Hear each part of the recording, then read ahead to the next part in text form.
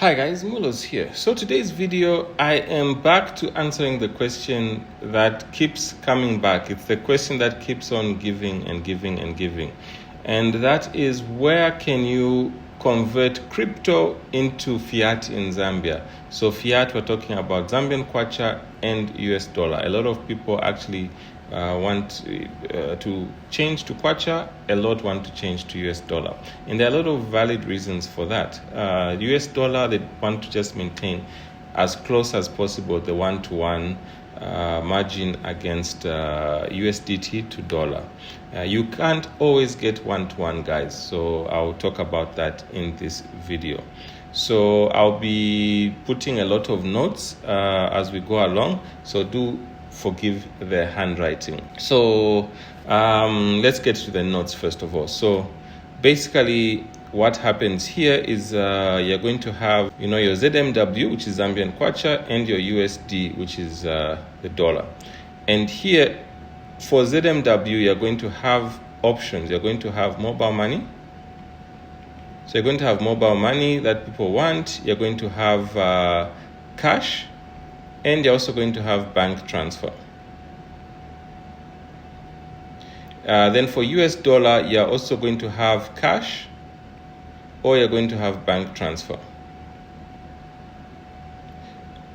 Okay, so now as we get to these, there are a lot of considerations that need to be there. So for the first one, with mobile money, the maximum mobile money normal mobile money accounts in Zambia can hold a maximum of 20,000 kwacha. This is for the normal. And they can also hold, they can also transact, I think it's 100,000 kwacha a day for the upgraded. So basically you're going to have a normal mobile money account, which is 20,000 kwacha, and then an upgraded account is between 100,000 kwacha to 250,000 kwacha. I think some people are saying that you can do up to 250,000 kwacha on the upgraded accounts. That is what is there. Then now when you come to talking about cash, both on the kwacha and the dollar, okay, so when it comes to talking about cash on the kwacha and the dollar, there are a number of considerations to make. One, Zambian kwacha is quite bulky. So it's quite bulky, and even US dollar cash can also be quite bulky. All right, so these are some of the considerations you need to make. Then the second one is you need to factor in fake notes. There are quite a number of fake notes that do go around. So basically you need to have a money counter, or you need to have a place to verify your cash. Otherwise you could be getting fake notes and then you find yourself in problems. Because when you go and deposit fake notes in a bank, the bank has to report that, guys. You cannot be running around with fake notes. You'll find yourself in a number of problems. Then the next thing with cash is security. This is both for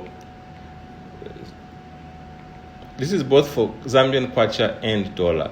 You can only transact cash in secure locations. I know a lot of people will say, no, let's meet in a secure location, and they'll mention banks, they'll mention all these other things. But you need to realize that security is a complex, a multifaceted thing. It's actually not as straightforward as that. Yes, you can meet in a bank, you have carried money, you're going to meet in a bank, and then the transaction doesn't happen. So what's going to happen? You're going to walk out of the bank with your cash, or you're going to deposit it in the bank. What is going to happen? So these are some of the things that do happen. A lot of scammers actually do want to meet in a bank so that the transaction doesn't go through, and then they either end up robbing you, or you let your guard down simply because you're in a bank. So always factor that in, that security is paramount if you are going to be transacting anywhere, anyhow. Then I think that is the main one. Then now when it comes to mobile money, both mobile money and bank transfer, so there's something you do need to factor in. This applies to mobile money and bank transfer. So mobile money and bank transfer. So one of the things you need to know is that there's what they call FTM. This is follow the money. So in case you receive funds that are stolen, fraudulent, or under investigation, and all those other things, the law enforcement are going to do FTM on you. They'll follow the money. If you receive funds that have problems, if you receive funds in your account that have got problems, what is going to happen is you could find yourself in a whole lot of problems. One, your account could get frozen or restricted. Two, you would have to answer to the police or law enforcement. And three, it just generally looks very, very bad. Imagine you find yourself in the newspapers or the press with all manner of sensational headlines. It's not a good look, and it can land you in a lot of problems. So in as much as you can receive funds into your mobile money or into your bank account, make sure that it is from a reputable person. Just make sure it's from reputable sources, and also make sure that you have done your KYC, or is it, as they call it, know your customer.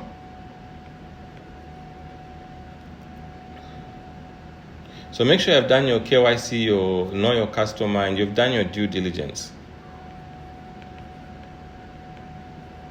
So you need to do your due diligence as well. So this is very, very important, because any monies that are coming into your account, you need to be able to account for, basically you need to account for all funds into your account. So you need to account for all the funds that are going to come into your account, because what's going to happen is that in case you are visited by law enforcement or tax authorities or anything, and they say you received a 2 million kwacha in your account, a 20 million kwacha in your account, a $5 million in your account, you need to be able to account for those things. And then now this is also going to bring us into some certain things. Here a lot of people, when you talk to a lot of people, a lot of them are basically scared about FIC, DEC, ZRA, ACC, and the whole host of these 3-letter organizations. You don't need to actually fear any of these organizations, as long as everything you're doing is above board and you've got supporting documentation. So if you've got your supporting documentation, you've been paying your taxes, and also the money is clean. So just make sure that any money going into your accounts, or any money is going to your accounts, you're able to account for them. You've got supporting documentation to say, no, this money is from the sale of ABC, XYZ, and also you're paying the taxes. So the most important of all these things is here. You have to also be paying your taxes, guys. You cannot run away from the tax authorities. I know a lot of people do believe that you can get away with not paying your taxes. You can't, guys. Everything is linked to your tip-in. You need a tip-in to have a mobile money account. You need a tip-in to have a bank account. You need a tip-in to buy a car. You need a tip-in to buy property and all that other stuff. So let's say you're making very, very, very good money from your business, your crypto business, or any other business, and then now you need to go buy a car, property, shares, deposit in a bank, or mobile money, or anything. If there's any investigation regarding your tip-in, it's very easy to just find out, to basically, I know if you watch a lot of movies, you've got those situations where somebody is just, somebody is linking things together. So, here on your tip-in, you'll be able to find, the banks, the mobile money, the cars, the properties, all these other things. So it's very easy to just map things around based off of your tip-in. So always make sure that whatever income you're getting, you at least pay your taxes on that. All right, so all that said, what are the reputable ways that you can actually convert your crypto Okay, all that said, what are the reputable ways you can convert your crypto to Zambian kwacha or USD? So there are very, very simple. I'll list the 4 main methods you can do, and also the pros and cons of those methods. So the number one is yellow card. So yellow card, it brings a lot of emotion in people. People are always asking me, the main question they always ask me is yellow card genuine? So I have been dealing with yellow card on and off as a content creator, as a client, as an over-the-counter trader with them, on and off for a couple of years. I think since yellow card came into Zambia, I opened my account. I've been buying, selling, trading crypto on their platform and also on the over-the-counter desk for a very, very long time. And I can say with 100% certainty that yes, yellow card is genuine. And then 2, or is it B? I can say yellow card is so far the only crypto exchange in Zambia.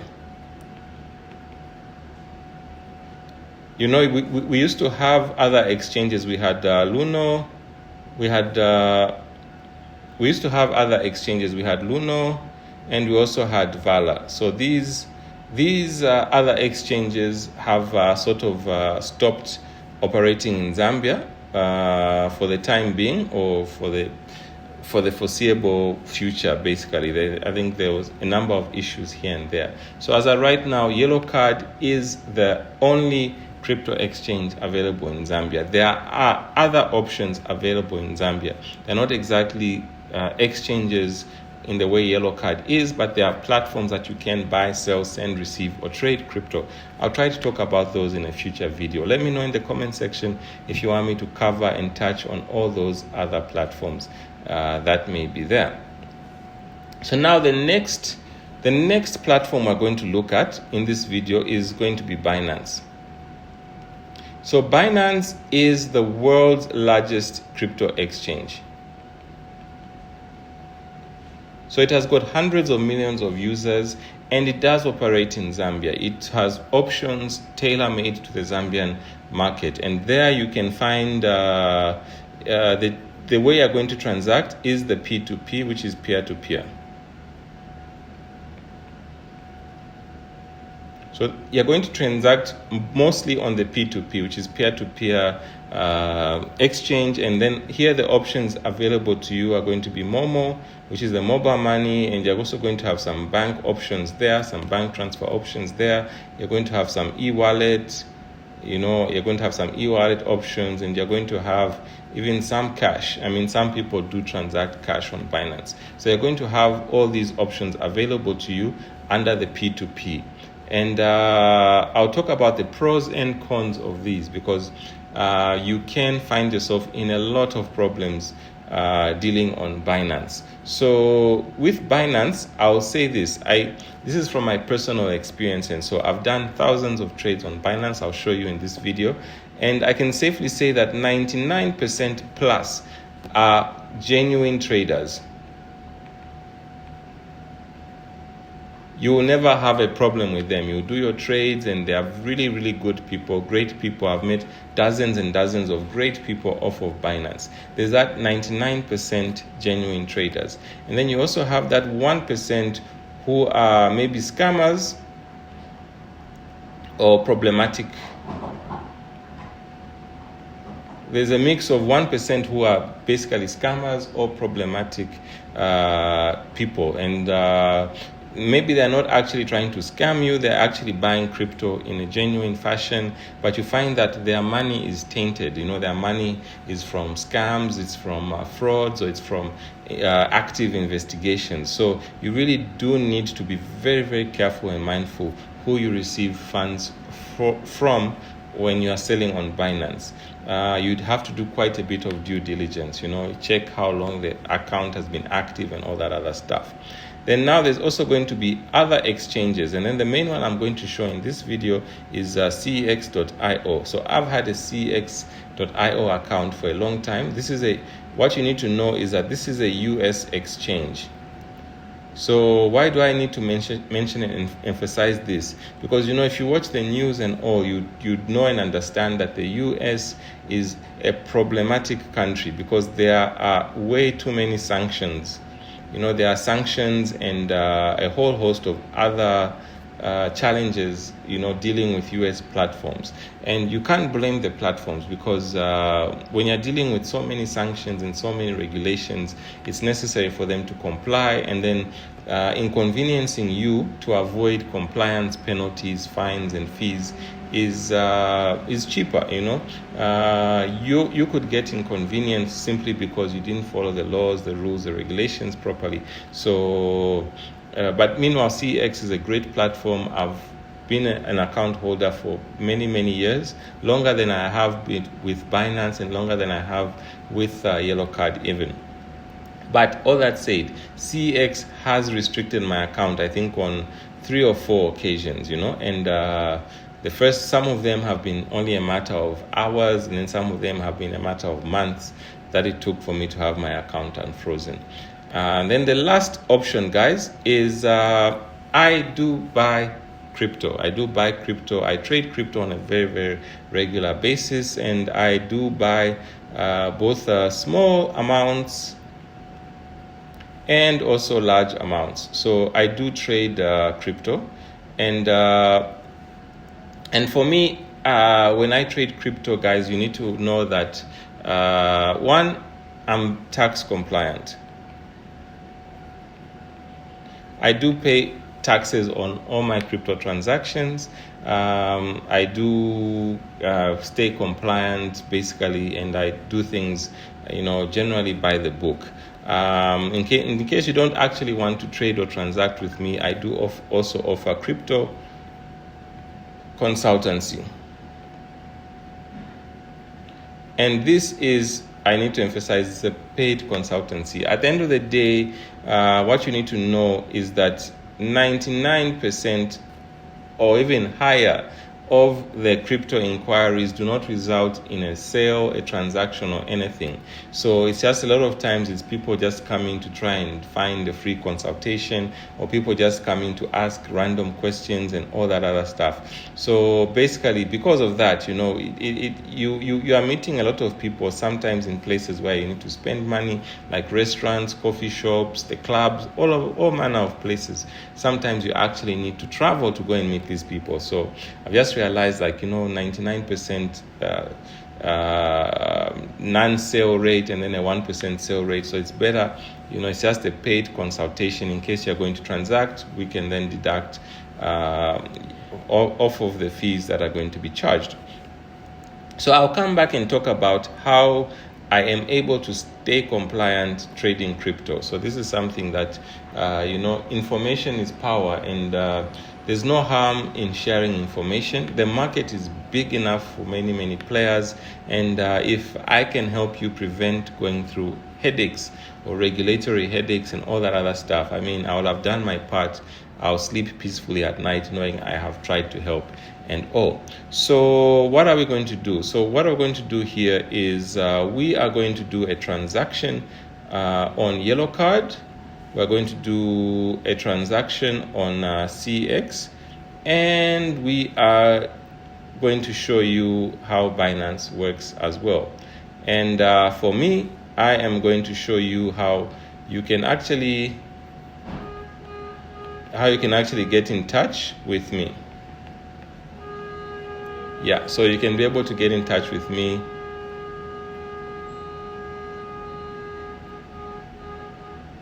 Yeah, then I'll also tell you how you can get in touch with me, because a lot of times people ask me, Mr. Mulos, your contacts and all those other funny things. Okay, so first things first, let's start with Yellow Card. So Yellow Card, it no longer has a web browser. You need to use an app on a phone or a tablet. In this case, I'm using a tablet.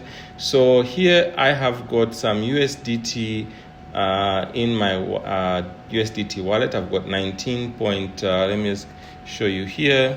There's 19.9993 USDT. So what we're going to do is we're going to convert this into Zambian kwacha, and then I'm going to withdraw that Zambian kwacha, show you how it's done. So select the USDT, Then once the USDT is selected, we are then going to convert it to Zambian kwacha. So whichever platform you're using, you usually don't directly withdraw crypto to fiat.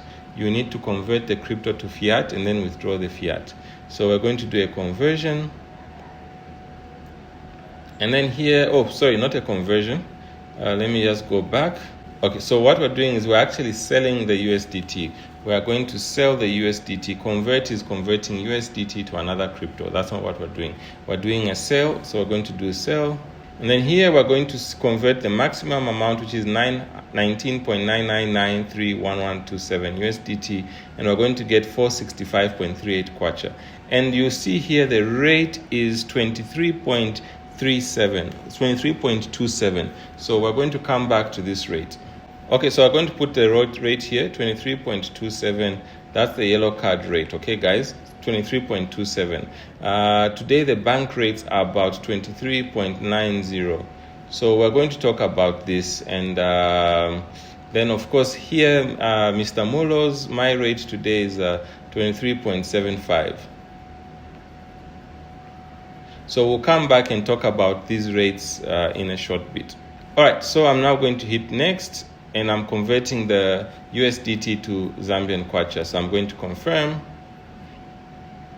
Okay, confirm here again.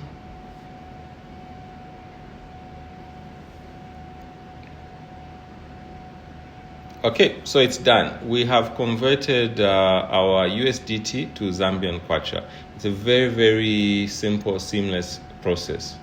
All right, so back on the app, you see here that my balance is showing on the ZMK, the Zambian kwacha. So I'm going to tap on that. And here I'm going to withdraw. I've got 474 kwacha. I'm going to click withdraw. Then here you've got options. You can withdraw via manual bank withdrawal, which could take 24 to 48 hours. That is 1 to 2 working days, guys. Then you've got mobile money, which is a few minutes. That's the one we're going to use. Then you've got spend, which is instant. And then this one is a 1% fee. Mobile money is 15 kwacha.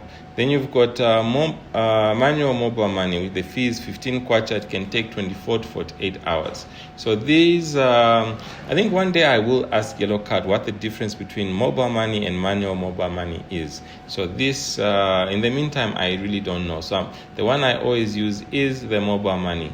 Then here you've got these eyes which are here. So that eye is going to tell you some of the terms and conditions of these things. Because I'm using a tablet, it may be a bit distorted. Okay, so we're done with Yellow Card. Now we are coming to CEX. So let me just refresh this CEX and we check. Okay, so here on CEX, you're going to see that I've got 11.91 USDT in my wallet. So what we're going to do is we need to convert this to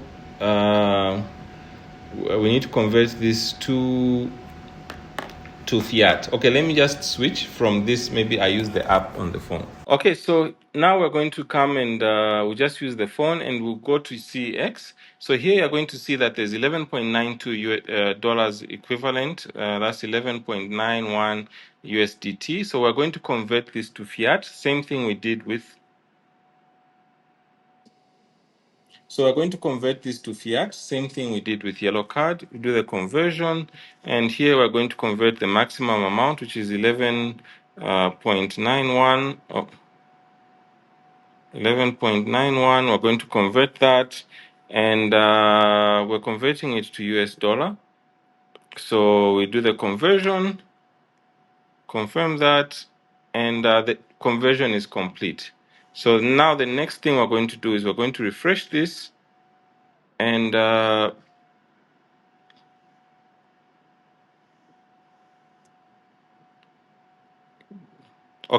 we have refreshed it, and you see that it has converted to US dollar. And then you see that the amount is less than the 11.91 that was there. So whenever you're converting crypto to fiat, you will never ever get one-to-one. It's very rare that you get one-to-one, guys. So almost all the crypto exchanges and the likes, you won't get one-to-one because every exchange needs to make money, and they will charge a fee. Yellow Card, CX, Binance, everyone will charge you a fee. So if anyone ever tells you that you are going to get one-to-one for your USDT, that is an assumption that is very, very wrong. So now what we're going to do next is we're going to click on the US dollar here. Okay, it's there. That's okay. We're actually going to send. So we're going to click on send. Here, the USD, we click on it. And then here you've got options. You can send from CX. You can either use MasterCard Visa, which I'm going to do. You can use Skrill if you've got a Skrill with the same email address as your CX. And you can also use ePay if you've got an ePay account with the same email address as your CX. In my case, I'm just going to withdraw two cards. So the first card here, this is a Zambian Kwacha card, and it's Stanbic. So the So the first card is a Zambian Kwacha card, which is Stanbic. Stanbic is instant or near instant. The second card is an EcoBank dollar card. It does take a bit of time to reflect. And the third card is a Zanaco dollar card. So these two take a bit of time. They could be same day to maybe 3 days later, whereas the Stanbic is a Zambian Kwacha and it's instant. So I don't mind losing out on some exchange rate so that I can have access to the money immediately. Okay, so now we come to Binance. So Binance, the world's largest exchange, I use it a lot. And let's try to see what you can get here. So Binance, you are going, in Zambia, you're just going to have P2P. That's peer-to-peer. You click on it, and it's going to show you on the buy side, this is you buying crypto, and these are the rates that you can get. The lowest rate is 24.15, and the highest rate, we need to check.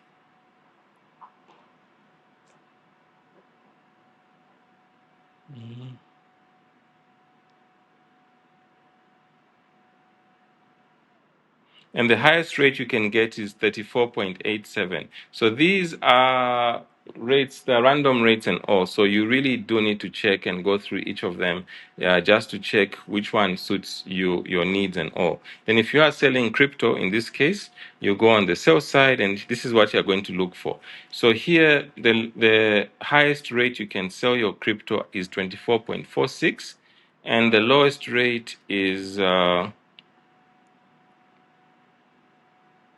the lowest rate will be, just checking here, the lowest rate that is available is 20. So 20 per USDT to the highest, which we saw, which is 24.46. So you need to check and all these other things. So with Binance, the vast majority are paying via mobile money, MTN money and Airtel money. And then there are some others who are paying, like myself. Whenever I'm on Binance, I do pay to bank or mobile money. Then there are others who also pay to mobile money, bank, and these other things. So like I said, the vast majority are bank. And again, like I said previously, the vast majority of traders on Binance are genuine traders, but it's just the issue of a few bad apples. There are a really small number of bad apples who can land you in a really unnecessary bit of trouble. You know, of the 19, I've done thousand. Let me just check my profile here. So we click here. So we click here that Mr. Mulos. This is my profile, and we are going to click on more. We're going to click on more.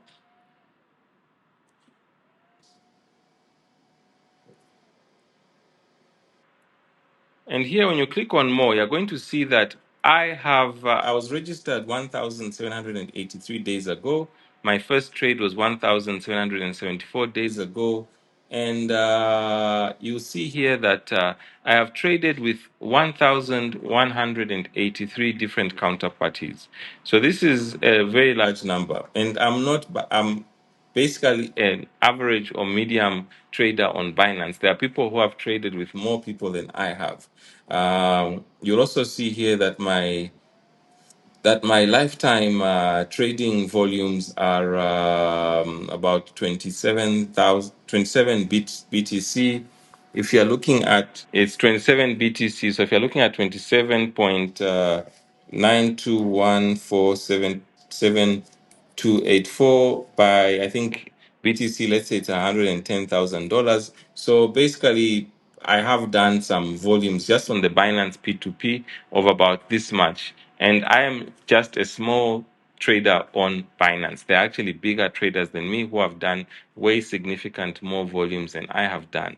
And that's what I wanted to show you, that Binance is a genuine platform, but there are scammers out there who could land you in problems. It's a really small number of the 1,183 different counterparties I have traded with. I can say only 5 have been scammers or problematic traders, just about 5. The rest have been genuine. So that is like a really, really, really insignificant percentage. But the only thing is that those 5 that have been problematic and scammers, the amount of problems that they have put me through, it's like really, really, it has been terrible. So it doesn't really matter the percentage, the low percentage of scammers or problematic traders. It's whether you are going to be unfortunate enough to trade with them and find yourself in problems. So basically, that's what I wanted to mention. Okay, so we're back to my notes. Now, what I was talking about were rates. So yellow card today is buying USDT at 23.27. And again, guys, when you're looking at these things, yellow card is a business. They have to pay taxes, they have to pay salaries, they have to pay rentals, they have to pay for their infrastructure and all. They will not be buying one-to-one with whatever crypto you are selling.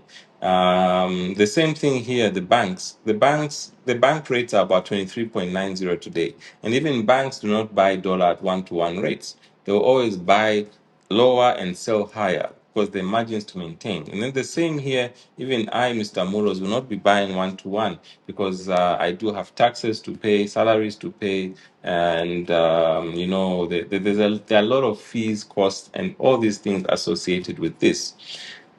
So that said, now we go back to talking about scams, frauds, and the likes. Okay, so this is something that you really do need to be mindful of. So one of the first scams that really goes around is the issue of fake Chinese buyers and sellers.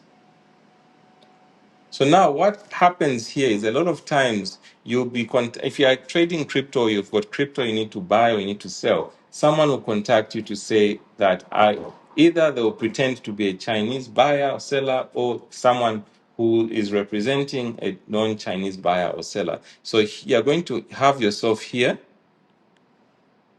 and you're going to have the buyer or the seller here, okay? And there's going to be here the middleman or the middle person. So sometimes you believe that you're actually dealing with the actual buyer or seller, and then the actual buyer or seller believes they're dealing with you. Or sometimes this middle person will come in. So what happens here is that this person in the middle here is a disruptive force that is going to be communicating directly to you, the buyer seller, to you, and they'll also be communicating directly to the other party. This is when there's an actual real buyer seller and you are also actually doing a transaction. So whatever this person sends them, they are going to send you. And whatever you send this person, they are going to send this person. So you can have a situation where you share your bank details, or your mobile money account, or you can even meet in a bank or a secure place if it's a cash transaction. You meet in a secure place where it's a bank transaction and all. And then this person here in the middle is then going to be communicating with the other party here. So what happens is this party, maybe they want to sell USDT or they want to buy USDT. So if you have shared bank details, maybe the bank details could be there or the bank details could be on your side, depending on if you're on the buy or sell side. So once these bank details are shared, one of the parties is going to make that bank payment. And then at the point of releasing the coin, that is where now this person is just going to vanish or disappear like the avatar when needed the most. So you find that this party will just disappear with the coin because they sometimes the scam is to actually get the coin, sometimes the scam is to get cash, sometimes it's just a very complicated and really inconveniencing scam. So what is going to happen eventually is that one or both of the parties are going to lose uh, either their crypto or their cash or both. So it's very difficult to know which is which. So one of the safeguards you can do is just apply common sense. So the first one is apply common sense. Ask questions. No matter how silly the questions are, just ask. They'll tell you, they'll try to rationalize it to say, no, this is a very secure thing. We're going to be meeting in a bank, and, where the cashier is going to have the cash. They'll verify the cash. And then when you release the coin, the cash will be released to you. Such kind of scenarios, which they may sound logical and all, but at the end of the day, when it comes to crypto, once the crypto is sent, it is impossible for you as a third party to get your crypto out. All right. So that is something you need to know. So never be pressured to transact. So at the end of the day, whatever you're going to do, if it's trading or transact, so whatever you do, whether it's trading or transacting in cryptocurrency, you have to secure yourself first. Make sure that you are trading or transacting in a secure environment, that you do have at least some reasonable controls, and that you have done your due diligence. You have done your due diligence and you've done some basic KYC. It's not all the time that you can have full KYC, but you've done some basic KYC. You've confirmed the buyer or the seller. So this is something that's very, very important because a lot of times, a lot of what I've found out is a lot of people who have cryptocurrency in Zambia are people who have gotten cryptocurrency because there was no other means of them getting paid. You find some of these people are elders, and then the person coming to transact the cryptocurrency on their behalf is, maybe their child, their nephew, niece, neighbor, some third party. And a lot of times there are middlemen who come into the picture. And the vast majority of middlemen are very honest people. And then a small number are just people who are chancers and trying to confuse and muddle transactions. So you just basically need to do your due diligence, know your KYC, like who is the beneficial owner or who is sometimes people are also discreet. They don't want to the crypto has got dirty connotations. So you find that somebody got their crypto, maybe they did some sports betting and then they actually won, and then they found themselves flush in money. Some people are for a lot of reasons, you don't want to actually, you don't want your brothers, sisters, family to know that you have found yourself in a windfall of crypto. So, the people are discreet for a lot of reasons. So you find that sometimes, a lot of times, the middleman or the middle person or the actual transactor wants to stay anonymous, and there are a lot of valid reasons for that. Sometimes it's just crooked and all that other stuff. So you need to be able to differentiate between who are you dealing with, guys, because you don't want to be in a situation where somebody has been kidnapped and then the ransom is paid in crypto to you, and then you are paying the fiat currency. If you haven't basically tried to do your due diligence, why is the money being paid you could find yourself in problems. The ransom money will be traced back to you, and then you just, how will you explain that you got so greedy that you did a very huge transaction without trying to understand how, why, things were being done? At least you must be seen to have tried your best than to have just received funds that you did not even try to find out anything. So that's why it's very important to ask questions. Just be basically a practical person. Also when you're meeting these people, you need to be able to see, is a person in distress as you're talking to them? Are they being coerced? Are they in distress?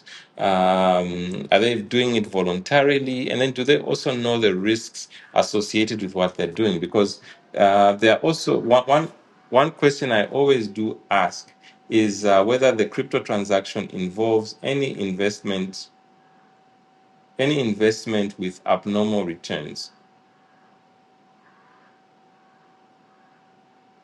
So this is very, very important because there are a lot of investment scams out there. So you want to find out, like, look, this transaction, does it in any shape or form involve an investment with abnormal returns? A lot of scammers and these investment scams do want you to pay or deposit through cryptocurrencies. That's why when you go on Binance, you'll see that a lot of the peer-to-peer traders have got disclaimers to say they are not part of any investment scheme or anything like that. And the reasons for that is they want to distance themselves from these nonsensical investment scams. Yeah, so that's something you should be able to do. And then now, when it comes to Momo, the mobile money, and also bank transfers. So a lot of people want to get paid by mobile money and bank transfers. So this one here, if I'm paying you, I know that my money is clean and is problem free. But if you are being paid by a random third party, you need to know that the money being paid to you is clean and all. Because what happens if in my case, it was a very, very small amount. Someone did buy crypto from me on peer-to-peer and paid via mobile money.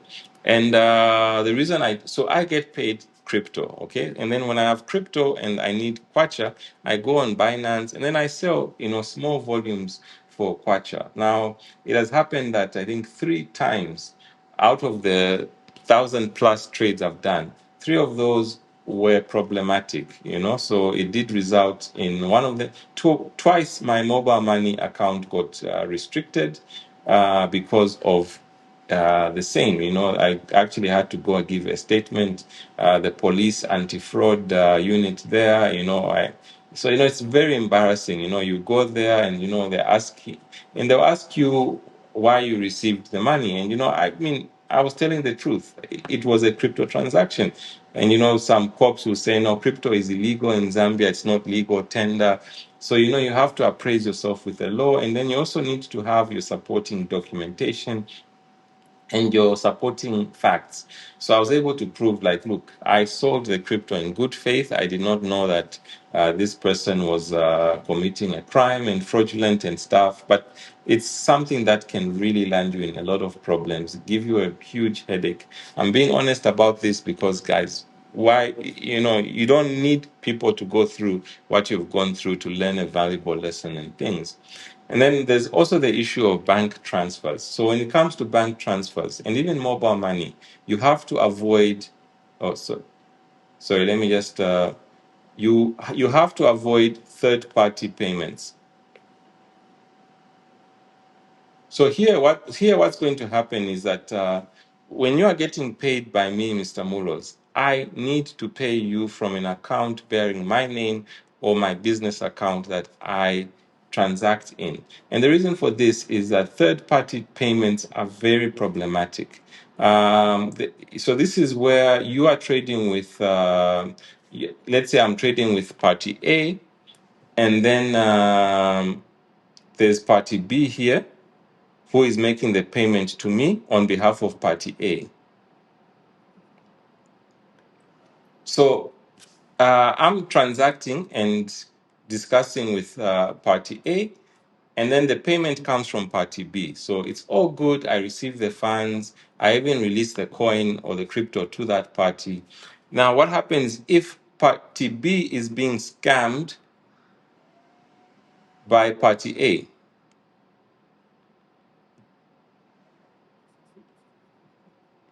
So now what happens if party B is being scammed by party A? So party B believes that I am an agent or representative of party A, and they're paying me in good faith and expecting something from party A. So now they've made the payment to me. They've got the POP, the proof of payment. They've got a whole host of other supporting documentation, and then party A scams them. So now when the police or investigative wings are coming to me, they are going to say that party B here has been scammed and they paid you this amount of money, and they haven't received the goods or services that you were supposed to give them. And then, you are going to now come and say, no, I was dealing with party A, and, the payment just came from party B. It's going to be a very, very bad look on your part, guys. So this is why it's very important that if there's a third party involved, you need to make sure that all parties are you are in communication with all parties, and then you have confirmed with party B that they are aware of the payment that they are making to you, and that they're making the payment on behalf of party A, so that in case of anything, you know that this person is aware of what they're paying for and why they're paying it, and that party A is not scamming them in any shape or form. Even when you do all this due diligence and you've spoken to both parties, I don't know what happens when people are dealing in certain things. They do get greedy, and then they want to become secretive and all, and they'll give you a hard time to let you know. They'll even put you under pressure for delaying things by asking too many questions. But it does help to ask all these questions so that you avoid unnecessary problems. And then now we're going to just talk about cash. So on this one, cash, when it comes to Zambian kwacha, there's not a problem. But when it comes to US dollar, it creates a lot of problems in that people don't know how dollar actually works in Zambia. So first, the maximum you can deposit in a dollar account for an individual is $20,000, okay, per day. And then the maximum you can deposit into a business account is $100,000 per day. And then this, you also need to realize, is dependent on the tipping. So you cannot deposit more than $100,000 per day in across multiple banks. You don't go to bank A, deposit 100, bank B 100, bank C 100, bank D 100, because it's going to bring you problems. It's something that I learned, fortunately I had supporting documents and stuff. I had exceeded a deposit amounts in a day. And then, fortunately I was corrected and I had the supporting documents and all. But it's an inconvenience that you don't want to have. If you're an individual and you've got 10, 20 different accounts across multiple banks, the maximum for the day is 20,000 across all those banks, not per bank, across all the banks. And then the same with company deposits, the maximum per day is going to be 100,000. So now this creates problems or scenarios where the counterparty you're dealing with wants maybe more than 20,000, or if it's an individual, and more than 100,000 if it's a company. They want this into their account, or they want this to be paid to them via the bank. So you need to be able to be honest with your clients and say, look, the maximum by law is this much. So if you're going to want to do it over a period of time, if you want to go over these limits, you have to stagger the deposits or the payments so that we are in conformity with the law. If you've got a transaction of over $20,000 or over $100,000, sometimes greed can kick in, where you are looking at the commission or the fees you're going to make. But I can tell you this, guys, that these three-letter government bodies, they they don't play around, guys. So if you're going to be taking shortcuts and liberties with the law, you can be visited by one, two, three, maybe all four of them. And it's going to be a headache to sort yourself out. Although there's also this there's also this, I don't know whether you call it Zambia Police or Zambia Police Service, so that we keep it as a three-letter initial organization. So you don't want to be visited by any one, two, three, four, or five of these organizations. So always make sure that you are doing your transacting as legal as possible, as compliant as possible, and you're maintaining the necessary records that you need to maintain. And always make sure that the funds that you are paying are clean, so that you don't have you don't have uh, you don't have such kind of problems following you or your clients, who now have to start, being inconvenienced by when they follow the money trail is leading to you or to your clients, and all these other things. So anyways, guys, like I did mention here, I do offer consultancy services regarding crypto, how you can actually transact crypto in Zambia in case you want to buy bulk, sell bulk, transact bulk, or even transact small amounts and all these other things. If you want to try to prevent yourself getting scammed or find out if you're being scammed. Because the other thing which does happen in Zambia, you've got a lot of people asking about flash wallets. So now these flash wallets are scam wallets that crypto enters and disappears. And one thing you need to know is that the people who ask about flash wallets, one, don't actually really know too much about crypto, and they're using dubious or scam wallets. So these are wallets which someone sent them a link, and they're using fake websites and fake wallets and fake all these other things. If you're using genuine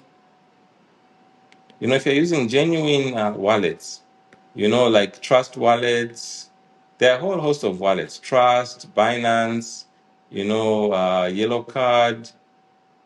So there are self-custodial wallets like Trust. There are, the Trezor wallets. There are a whole host of genuine wallets you can use. But people always take shortcuts and get excited, and then they want to do things secretly. You find that a lot of people have shown me, dubious or dodgy-looking websites to say, I've got $2 million in this. I've got 2 million USDT in this wallet, and I want to convert. And then you are asking them to do what we call a handshake. So a handshake is where someone sends you maybe a small amount, like let's say $10 or even $100. They send you a small test amount. And this is just to confirm that the wallet is genuine and your wallet is genuine, and then that they are sending to a genuine wallet in you. These tests are necessary, guys, because you don't want to start a transaction with $1 million and it's sent to wrongly. So you want to do a handshake, just a test amount, and you find that when you're doing a handshake, you find that wallet with 20 million USDT or $20 million worth of coin cannot even send out a $1 or a $10. You even know, like, okay, guys, you have been scammed. There's nothing that's happening here. Let's proceed to part ways. And people don't actually want to believe that they've been scammed and all. So these are things that happen. Then you also have issues where, there are these so-called investment reps. Someone will come and claim that they are a Yellow Card representative, a Binance representative, a Luno representative, or a Vala representative. And they'll come in, and they'll be sending them some really dodgy-looking emails, and then they're opening accounts for people and managing accounts, and then they're telling people, like, to withdraw your money. You need to pay like anywhere from a few $100s to a few $1,000s to receive their multi-million dollar investment and all that stuff. And people fall for this, and they do all these things. So I do offer some. Yeah, so I do offer some training, consultancy, not really training, but I do offer some consultancy just to advise you, like, guys, you've been scammed, or guys, this is genuine. You can try to proceed and all that other stuff. But otherwise, scams are real. They do happen. People have lost a lot of money here. And anyway, in summary, guys, so in Zambia, I can say that one, crypto is genuine. So crypto is the, okay, so forgive the handwriting, guys. Crypto is the past. It's been there in the past. A lot of people have made serious money by being early adopters.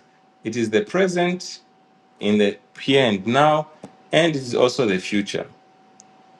It's so it's around for a while. You know, in the past, people, the early adopters, some have made serious crazy money. It's the present. Some of the current adopters are making decent, depending on what exactly you're doing, guys, and which coin you're doing. It's that the present people are transacting this, and it's also the future. For the foreseeable future or the near future, crypto is going to be a thing. There's a couple of $1 trillion invested in crypto, so the chances of it disappearing overnight, they are there. They are there, but you know they could be slim to far. Okay, so if we go onto the site called investing.com, this is a site that monitors a whole host of markets, so money markets, capital markets, forex markets, commodity markets, crypto markets, everything. So if you go here and you go under markets and cryptocurrency, you view all currencies. It's going to show you here some really interesting statistics. So here the market, there are 9,525 cryptocurrencies that is being monitored by investing.com. As at today, this is 8th September 2025, and the market capitalization of all the coins is $3.89 trillion. And the volume that has changed hands in a 24-hour period is 115, basically $116 billion has changed hands in a 24-hour period. And 116 billion. And then also the other thing to check is which is the most traded cryptocurrency in a 24-hour period. Okay, so the most traded cryptocurrency in a 24-hour period is USDT, Tether, which has changed hands. Okay, I think my laptop is tired, but it has changed hands. $98 billion worth of Tether has changed hands in a 24-hour period, followed by Bitcoin with $34 billion changing hands in a 24-hour period. So these are things in statistics that you need to be aware of. So these are statistics you need to be aware of, that USDT is traded, basically $100 billion, roughly $100 billion a day changes hands. And Zambia being part of the global community, Zambia bordering with 9 countries, with Zimbabwe, Malawi, and DRC. With these 3 countries having either forex shortages or banking issues, you find that if you are a Zambian and you're trading with Zimbabwe, Malawi, or DRC, they may or may not be able to wire funds to your Zambian bank account. So the options is either cash, dollar cash, or USDT or crypto. So those are options that are very, very viable. If you're a person doing a lot of online work and business, or business, you will be receiving, quite a bit of crypto transactions here and there. And just generally, if you're living in the world today, you do have access to crypto. So for whatever reason, you can receive crypto. Maybe you are even is it artisanal gold miner. So a lot of gold trade is settled in USDT. These are the realities of the world today. So if you're a Jerabo or you're a Zama, gold miner here and there. So there are all these things that you should be aware of and all. But anyways, guys, I just wanted to talk about trading crypto for fiat in Zambia, whether kwacha, dollar, or anything. If you're looking for solutions to suit your needs, and let me just get back to let me just get back to this, to the top part. If you're looking for solutions to to transact your cryptocurrency, whether in Zambian kwacha or US dollar, whether mobile money, cash, or bank transfer, and you're looking for solutions that can work for you, that will not land you in any problems in any shape or form, you can get in touch, guys. The contact's in the description. But just remember what I did mention in this video, that 99% or more of inquiries do not result in any business. So you find that I do actually need to charge consultation fee, because a lot of times people just want to pick my brain so that they can find ways and means of saving a buck while cashing in on the knowledge that I'll share. So I always do find solutions for you. Whatever you need the crypto or fiat for, I can always find the solution for you, whether it's mobile money, cash, or bank, and all those other things. Anyways, contacts in the description. Don't forget to give a like, thumbs up, like, share the video. Also subscribe to the channel and leave a comment in the comment section. Thanks for watching, guys. Mulos, bye.